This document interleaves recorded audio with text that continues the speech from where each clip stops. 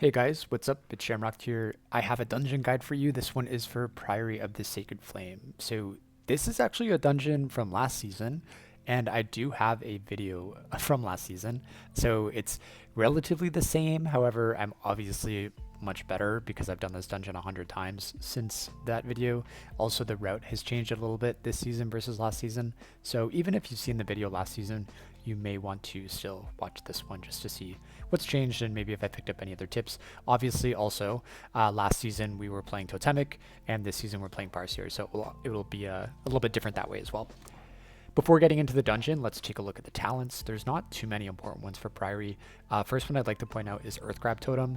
Make sure you're taking this to make the last boss a lot easier. Earth Grab is really useful, not just because of the root it does, but because it lasts so long. So and the cooldown is nice for it too, so you can basically use it for all of the ad sets that you spawn in the last boss fight. And usually you'll get at least 2 sets. And that's pretty much it for all you need. You could definitely take Purge for the Templars, however, it doesn't matter that much. Like, tanks usually never really complain about that damage, they don't hurt that bad. So in my opinion, it's like a waste of a talent point. I would advise taking Windrush Totem just because like there's not really anything else you need, so it's nice to just have some speed when you need it sometimes.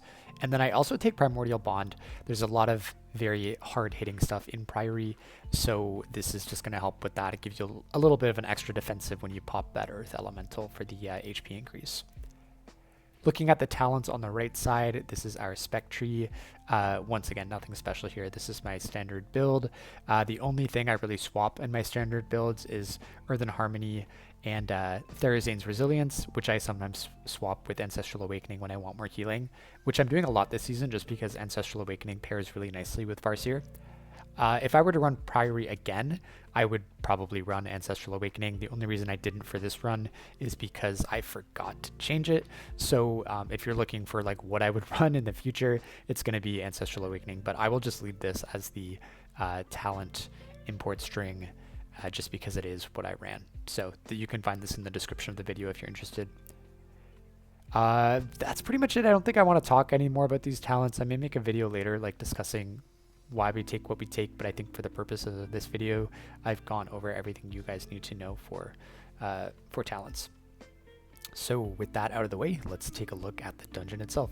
Okay, so Priory of the Sacred Flame, here we go.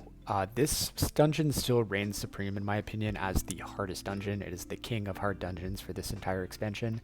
It was the hardest dungeon last season, and it will likely be universally the hardest dungeon this season now that they have nerfed the trash in the hall's first area quite substantially. The reason this is the hardest dungeon, mostly because of the crowd control and kicks you need a very coordinated group in order to get through this without anyone getting one-shot or comboed by certain abilities. And then it's also just hard because there's just like a lot of hard stuff. There's bleeds that you have to deal with. There's a lot of movement that you need in order to avoid certain mechanics. The bosses are, not a walk in the park. Thankfully, the bosses aren't like the super hard part of this dungeon, but they can still get you, especially the last boss. There's a lot of damage, and there's just some really nasty packs in here. So that was the case last season, and it remains the case this season. So going into this first pull, most groups are pulling the Knight right now, which means you have to be careful. You have to be watching that bleed that can come out. It's the Impale. It's going to pick a random person.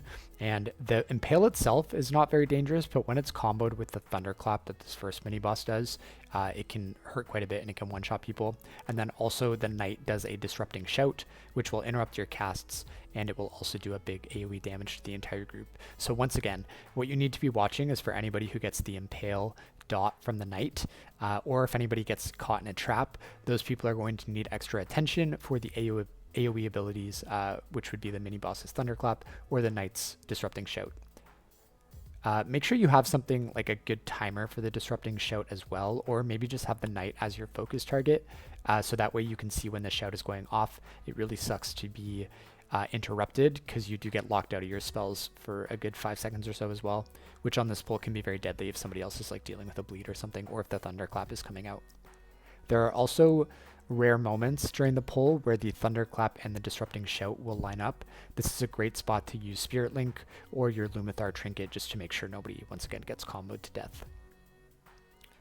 This next pull that we do, this pull is really going to depend on your composition, because if you have a mage or a druid in your group and possibly some other classes as well, dealing with the lynxes is much easier. You can basically ignore them. However, we do not have that, so I'm basically standing out of the group and I'm baiting these lynxes. If I get hit by a lynx and get the bleed on me, in order to get rid of that bleed, you just have to heal the target to full health. However, it's very easy to fall behind on like any high key, like I would say 16 or higher. That bleed really trucks. So if you accidentally get hit by a lynx, make sure you're popping a defensive, or you can just pop like an immediate health pot. Whatever you need to do, just get your health back to full ASAP so you don't get a double bleed or have to deal with something else. While you're doing this pull, you also get the lunging strike from the second mini boss. This is another mechanic that is really hard to deal with, especially for all melee comps. So just make sure the whole group is aware when she's lunging, especially you. If you get lunged on at the same time as a lynx and everything hits you, you're probably just going to die. So I would say don't focus on healing or DPSing this pull if you do it the way we do it. Just focus on moving and not getting hit. I know it feels bad sometimes to pull low numbers for DPS or whatever, but it's more important that you do what you need to do so your actual DPS can like pull the numbers they need to pull, and it just makes it safer for everybody.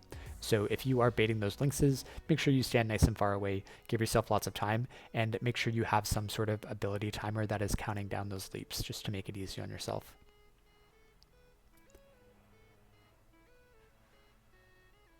All right, now we are going to pull this pack on the side. We're gonna get one more bleed here that I get hit by, which I stone form, which is nice. Keep in mind stone form and other immunities can usually get rid of the bleeds from the lynxes, from the knights, and from chainmail. So just make sure people are using those if needed. This next pull has a priest as a kick, but everything else is pretty easy. And then once the knight pack on the left pats in, we're also going to pull that as well, I believe. Yep, and here it comes right now. So just like the previous pull with the knight, all you have to worry about is the bleed and the shout and getting comboed by those two abilities. Thankfully, there's no thunderclap in this or other AoE ability in this pack other than the knight, so it's much easier than your first knight pull. And then, you know, your DPS should probably be focusing the knight down here. As long as you're keeping kicks on the priest coordinated, then you're good. For healing, I would say it's very important to have the targeted abilities on health bars. Weak Aura, which shows when people in your group are getting targeted by certain things. It makes it really nice for mobs like this where they shoot or cast, because if anybody gets a dot on them, you can see if they're about to take more damage from an incoming ability, and you can either shield them or use a heal or just whatever, you know, top them up before, or top them off before they get hit by the next ability. So once again, I believe it's targeted spells on nameplates or something. So make sure you're just looking at that. It usually comes like standard with any season weak aura pack that you get. This next pull, we don't want to pull the lynx with the mini boss. That is just death. So we are just going to kill off this lynx before we pull the forge guy. You'll also see going into this pull, I got hit by the first leap that came out. I just wasn't ready for it, and thankfully there's not really any other damage going on in this pull as long as you're keeping kicks. So I was just able to heal through the dot, and then I was able to dodge the next one. Once this lynx dies, we're going to get the casters down a little bit more just so we don't have to deal with them during the next mini boss, and then we're going to pull the forge master up at the top there. For the Forge Master, he does two main abilities. One is Heat Wave. That's really the one you have to be concerned about. He's going to put a dot on the whole group. It is a magic dot. It can only be dispelled or gotten rid of through other means like Stone Form. And it's just going to do a whole lot of damage on anybody that it's on. So basically your whole group is going to start taking massive damage from the dot when he puts it out. And he puts it out every, I think it's like every 15 seconds or so. So my advice for you is to use a cooldown for each and every single set, especially on higher keys. It is very tough to deal with. When the AoE damage comes out, pick yourself or somebody else who's squishy and dispel them right away, and then pop your healing cooldown just to keep everybody safe. And you have enough cooldowns, especially if you're running the Lumathar trinket, that you should be able to get through each and every set without being naked on any of them. Also, I would consider the group using personal defensives a cooldown as well. So if there is a set where you want everybody to use the defensives, hopefully you're in comms and you can call out, use defensives on this set. And if anybody is dry, you can just dispel that person. But other than that, it's pretty easy. Just use your standard Farseer rotation, which is making sure you have Riptide out on the entire group before incoming damage happens, building up to a stack or 2 stacks of High Tide if you can, and then just ripping that Cloudburst Totem and those chain heals using Flow of the Tides while targeting people with Riptide, basically using those as ammunition to just do some really big heals. One thing I've had to get better at this season that I don't normally pay attention to is my high tide stacks and the swelling tides. You can see I actually have a tracker that's right beside my nameplates, so I find that helps me remember that I need to be like sort of looking to build those stacks before big incoming damage. Having high tide, especially comboed with your ancestral swiftness, is really big and basically will heal the entire group and put very big heals into your Cloudburst Totem as well if you have it down. And then in terms of Ancestral Swiftness, just like my other guides and my other keys that I've already done this season, you're basically using Ancestral Swiftness not on cooldown, but you're holding it for big incoming damage on these higher keys. And in my advice, if you have a lot of incoming damage phases, you can, like, instead of comboing Ancestral Swiftness with your other throughput cooldowns, you can just use it by itself. And so you basically, you alternate between using Ancestral Swiftness and throughput cooldowns when you have, like, a lot of incoming damage abilities, you know, like 10-15 seconds apart. Usually using both I find is like overkill just because we're already so powerful right now. You'll also notice for this one pull, so we have the third mini boss, I think her name is Elena, and a night pack. So what we do is we pull the knight over to this little archway here and we line the bleeds and the shout. So what's really nice about the knight is you can line his abilities and he doesn't recast them. So if anybody gets targeted with an impale and they can't use meld or some other sort of cheese to get rid of it or make it not even happen, they can just walk around the wall and they don't have to deal with it. One problem we ran into as we were like trial and erroring this route is one time we pulled the knight and the mini boss in such a way that the dispel that goes on the tank was happening at the same time as the shout, and our tank was basically just getting one shot because I wasn't able to dispel him before the shout went off. So if you can avoid doing that, make sure you do so. And if that does happen to you, unfortunately, just make sure you're quick on that trigger finger for dispelling the tank. And just like hopefully your group can live through the shout without you having to like focus on them for a quick second. Also, your tank can obviously pop defensives as well if they know what's happening. For this boss on an all melee comp, we basically have the melee all stacked towards the boss so they can bait the fire in a way that lets them like move easily around the boss. I think they kind of start to the right side of the boss and they move clockwise around him. I like to stand out of the group completely, so I just have to dodge my own fires and I don't have to worry about them. Other than that, we do like to stack up in between the fire phases in order to bait these spears and keep some of the area as clean as we possibly can. What would make this boss really hard is if you bait the spears in all random directions and sort of enclose yourself in. You kind of just want to bait the spears all in the same area if you can, and then just sort of like move as a group out of the areas that you're baiting towards. For healing on this boss, it's basically non-existent. As long as you have a kick rotation on the mini-boss, hopefully you have somebody in your group who's calling out kicks. As long as you have those kick rotations and none of the kicks go off, like nobody can really die in this boss. The only other combo you have to worry about is if anybody gets the leap on them as well, like during the Shattering Spear, because obviously that combo of incoming damage and the dot can, you know, kill them pretty quickly, so just make sure you're aware of that. You shouldn't really need to use any healing cooldowns on this boss, so anytime somebody is getting comboed, or if like a kick is being missed, if your reflexes are quick enough, you can pop your Lumathar trinket and save them with the shield. You can also maybe pop Spirit Link. However, in the second half of this boss, I would advise you start thinking about saving your cooldowns because you do want everything up for the next pull, which is with all the Paladins. But otherwise, I mean, this boss is kind of boring. They do share a health pool, like any damage that's done to the mini boss, I believe, is also done to the main boss. So Chain Lightning is your best friend here. I just keep the kick target as my focus the whole time, and I just cleave off of him. So that makes it easier for me to get my kicks. I don't have to like change targets or anything. You also find the spear does not, I would say this is a fight where you can just use Ancestral Swiftness basically on cooldown. If you see the spear coming up imminently, like within the next 5-10 seconds, you can hold Ancestral Swiftness and just get a nice big heal in the group. But like I said, nobody's really in immediate danger after the spear unless they're getting leapt on right away. But yeah, this boss, I feel like this season, if you do this route where you pull the fire guy with this boss, it's just so much easier than the last season. I also think they nerfed the bleed that he puts on the tank, so that part's a bit easier. The spear is obviously harder because now it does area denial and it puts it just does like group AoE damage. But given that, like I said, other than maybe getting comboed by the leap, there's really not that much you have to worry about. And because the dot is not so bad on the tank, your tanks won't be struggling as bad as they did last season.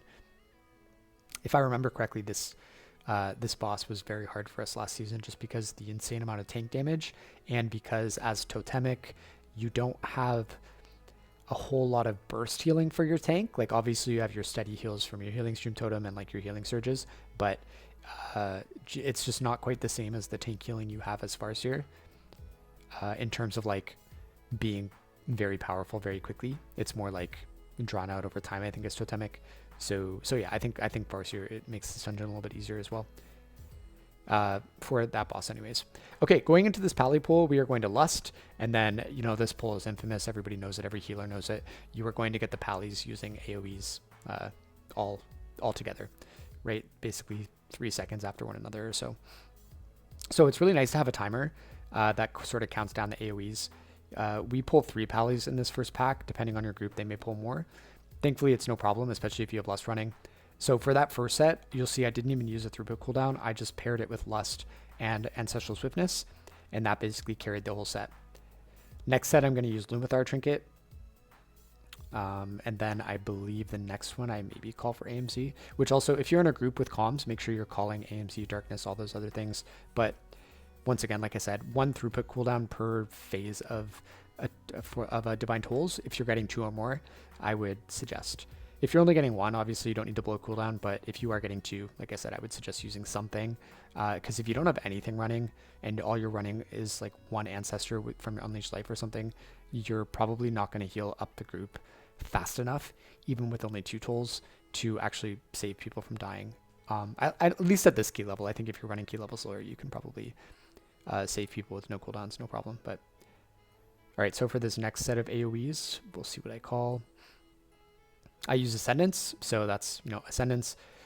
Also for these Pally pulls, like I said before, if you're like paying attention to it and you're really planning out what you're using, you don't need to combo Ancestral Swiftness with another ability. Unless you're like doing the first pull with like 4 or 5 Pallies, then obviously you might want to combo just to like keep your stuff rolling. But the way we do it with like 3 Pallies and then 2 Pallies, we never really have more than 2 AoEs in a row. Ancestral Swiftness itself is usually enough to cover the sets. But because you are basically rolling through all of these packs and then going into a boss where you don't really need cooldowns, don't be afraid to blow everything that you have on these packs.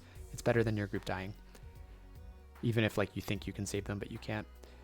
So there, if you just watched, I almost died, or sorry, I almost killed the group by not being ready for those 2 tools. I thought AMZ was going to do a little bit more than it did, so I used Spirit Link there to save the group sort of last second. So thankfully my reflexes were good enough to save the group, but that was almost really bad. That would have been completely my fault if everybody had died, so it would have been kind of embarrassing. But that's why for these pulls, I try not to use Spirit Link if I don't have to. I try to save it for like an emergency if something like that happens. But that's it. So if you look at my cooldowns, like I've gone through everything now. I don't have anything left, but we're basically done. We just have 1 more pack before the boss. Once again, if you're in comms, don't be afraid to call defensives if you need those for a set. But otherwise, like I said, you should just be able to use Ancestral Swiftness to heal the group. And also with Cloudburst Totem. So the way we pull this, I find Cloudburst Totem a little bit awkward to use, because if you use it on the first hole in a group of Pallies, then you're going to fill it up with healing. But unless you have 4 Pallies or more, you don't really need it. Like, you're going to be running in cooldowns, depending on whether you use Ancestral Swiftness or whatever. And that usually covers about 3 tolls. And then you're kind of left there. So I guess, like, if it works out, you can pop it on, like, the last toll or whatever. But at the same time, like, it's not like you need instant healing on the last toll, because, like, there's nothing happening afterwards. So I always find Cloudburst sounds really good in theory on these pulls, but we never actually pull enough Paladins for me to get, like, good use out of it. What I was thinking after this run is maybe what I do is I pop Cloudburst, like, after maybe the second toll, and then I start filling it up with healing, and that way I'll have a nice Cloudburst that I can pop for like the first toll on the next set, or even maybe the second toll. I don't know, I have to play around with the timing, but I think that might be the play, because juicing up your Cloudburst at the first toll and then not really needing it at the end when it has enough healing to actually like be substantial is, like I said, kind of awkward. So, but yeah, let me know what your thoughts are. If you have a good way to use Cloudburst Totem on these pulls that is different than the way I was describing it, please feel free to discuss. I think it's really interesting kind of having those discussions. Okay, this boss is probably the easiest part of the dungeon in my opinion. As long as you have some classes that can immune these pops, you're pretty much cruising. So we have a Paladin that can bubble them. We also have a Death Knight that can like AMS them. So we're pretty much chilling. Every so often, myself or a DPS will need to take a dot just to like help the DK or the Pally out. But it's really nothing that you can't heal through. So like I said earlier, the way we do this dungeon, I don't really need any throughput cooldowns, just because, like I said, the way, like, obviously if you're popping a 5-stack, it's good to pop something just so that you can pop them quickly and get it over with, and you don't have to worry about your group's health, but you don't necessarily need cooldowns. So like I said, just if you have to burn everything on the Pally pulls before, please do so. Don't just hold for this boss. But anyways, for this boss, if you are using cooldowns, I would suggest using them during the 5 sets as you're popping all 5. Obviously, the group is going to be taking a lot of damage. Lumithar is a great trinket to use for this boss fight. Spirit Link's a great ability. Ascendance. Healing Tide is obviously not that great because it does more of a healing over time thing. So when you're popping those things one after the other, it's not amazing, but it's better than nothing. So, you know, if you need to pop it, go for it. Obviously, your Ancestral Swiftness windows should line up when you can with the circle popping, which I believe you get it for every one. Like if you hold your Ancestral Swiftness and don't just use it on cooldown, you will have it up for every single time you need to pop circles. Other than that, we just bait the hammers together, as you can see, and then we also bait the Castigator shield circles away from where we're going to be popping, just to keep that area nice and clean, and so we can stand like nice and close next to it. Right, so for this set of 5, we use Spirit Link and AMZ. And once again, so Shad and our tank just helped out with the last 2 pops there. Keep in mind the dot really does hurt.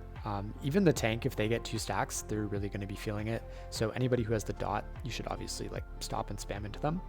If you're running with a comp that you can't immune any of the soaks, sorry, I guess it sucks to be you, but make sure that people are using defenses when they can, when they have that dot.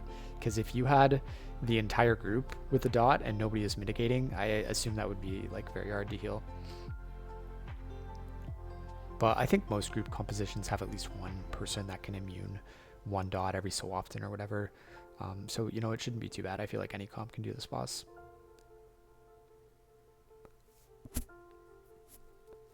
All right, we're almost at the end here. Once the boss is like sub 15%, depending on your DPS, you can usually just ignore the last set of soaks and kill the boss, which is what we're about to do here.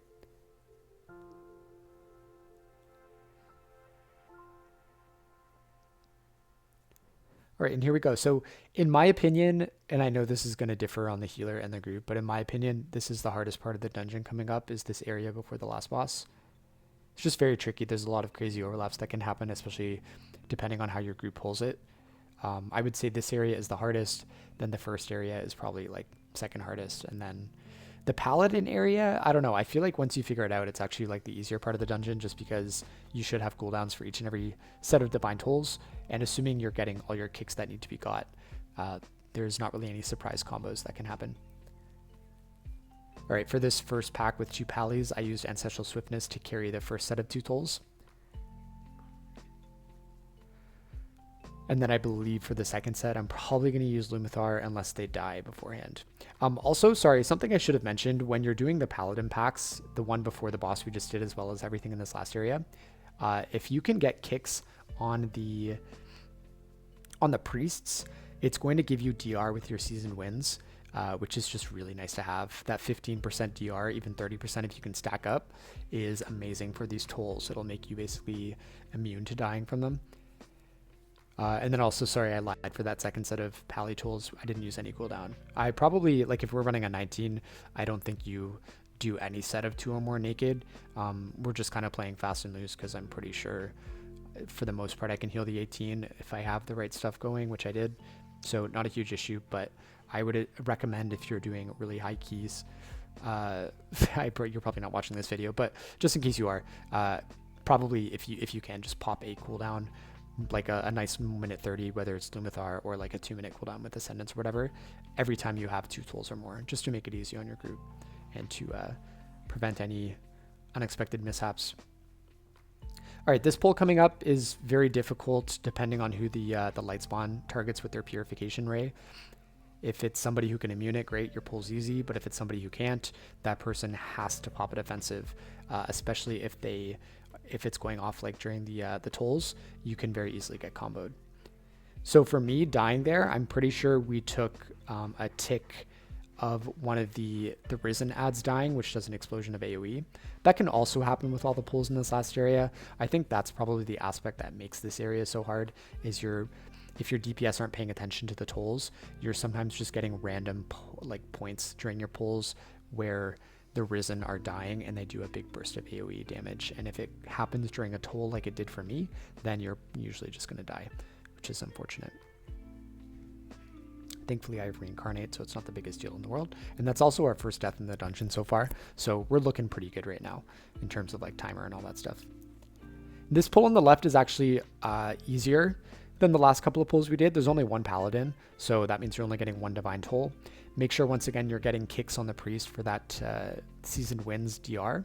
And then also, once again, whoever's getting targeted by the Purification Ray should probably pop a defensive, especially if it's happening at the same time as the Divine Toll, so that they do not get comboed.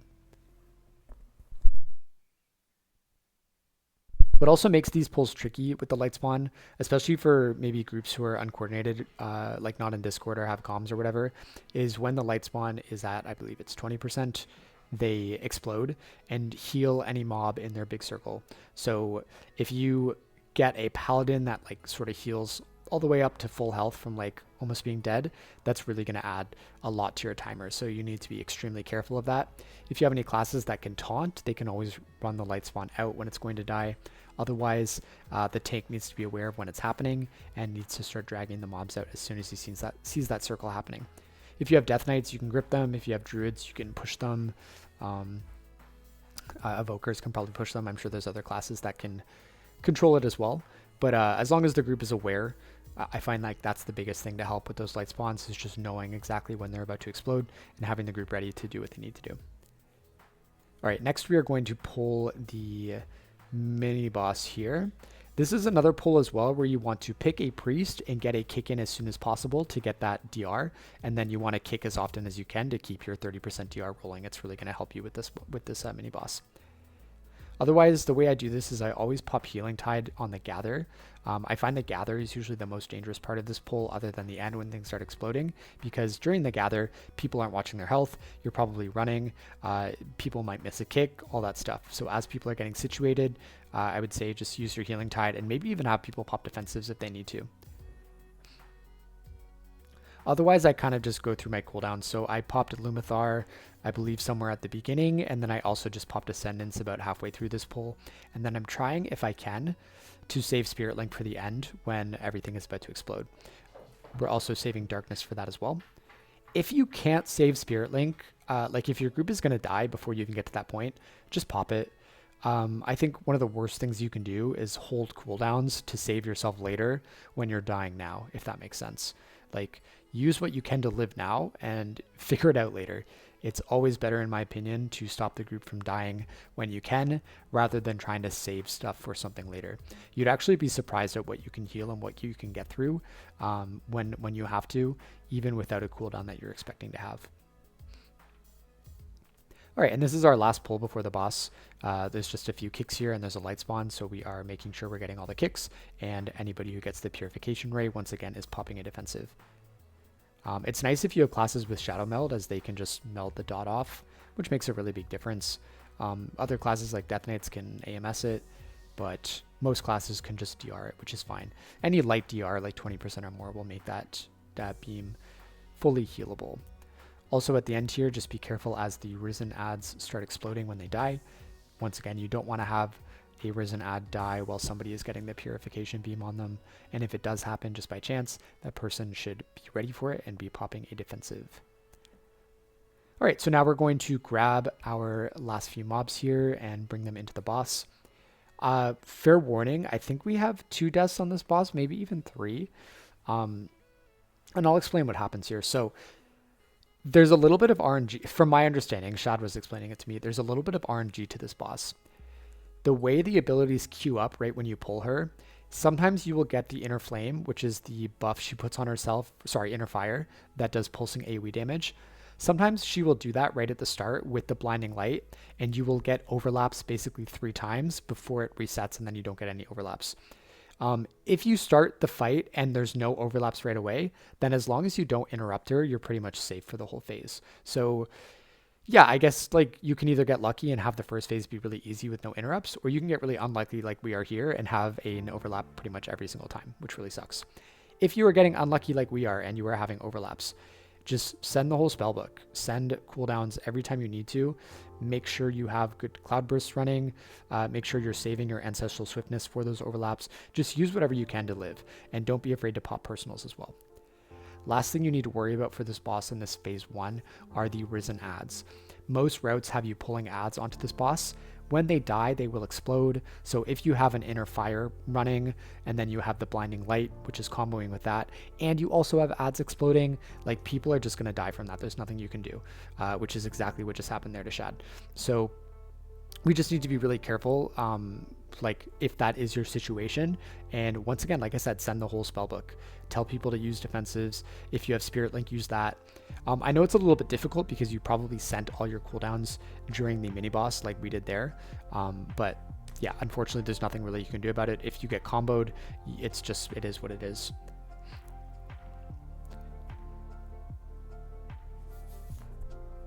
Okay, so we had 2 deaths there. One death was to, I think Melee accidentally stood in one of the circles, and then Shad died, I believe, to an ad exploding after getting comboed by the Inner Fire and the Purified Light. Blinding Light, whatever it's called. Oh, here we have one more combo here, which is really unfortunate. I also just got disoriented because I was so focused on trying to keep the group alive there, which thankfully is not the worst thing in the world, but it is a 3-second stun. As we phase, you'll notice I put down a root totem right at the beginning.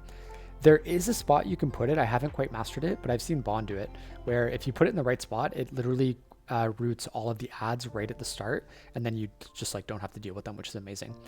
If you put it in the wrong spot like I did, it's no big deal. Hopefully you at least get one side, and then somebody else can use something to stop the other side. And then for the second set of ads, we're just going to pull the boss back, and I'm going to put another root totem up there that is hopefully going to catch everything. There will always be some stragglers that get through, either because they get broken out of the route or your totem doesn't quite reach them, depending on their pathing. Make sure you're ready with stuns and CCs. Knock up is great. Stun totem is obviously great as well. And just do whatever you can to avoid those, because they will kill you very quickly if they catch your group. Now, this phase, you're much more likely to have overlaps than the first phase. I feel like you always get overlaps in this phase, possibly just due to how the boss works. I'm not sure. But once again, for overlaps, just make sure you're popping cooldowns as needed. Spirit Link is really amazing for getting through the overlaps. Ascendance is really good for it. And then once again, you're saving your ancestral swiftness for these overlaps when you can. So there we just had Melee die to an overlap, which sucks because I feel like I probably should have saved ancestral swiftness for that overlap, but you know, it is what it is. I think that's it for deaths. So yeah, we had 3. It's not great. We actually almost just ran our timer down, which would have been really sad. But we actually discussed after this boss that if this happens again when we pull this boss and we just get super unlucky and basically every blinding light is a combo, we just need to be more vocal about using our defensives and our healing cooldowns to get through it. Like I think in phase 1 we didn't even call for darkness, which is obviously a mistake. We should have. And same thing for AMZ. I don't even think we used that as well. But other than that, I mean, like I said, this boss is kind of iffy because you can get really lucky and have like no interrupts, or sorry, no overlaps, which makes the boss a cakewalk. But other times you get unlucky like this where you just have to deal with it. But yeah, that's our run of Priory. I don't assume our route or our strategy is going to change anytime soon, so this will probably be what we're sticking with until somebody cooks up a better route.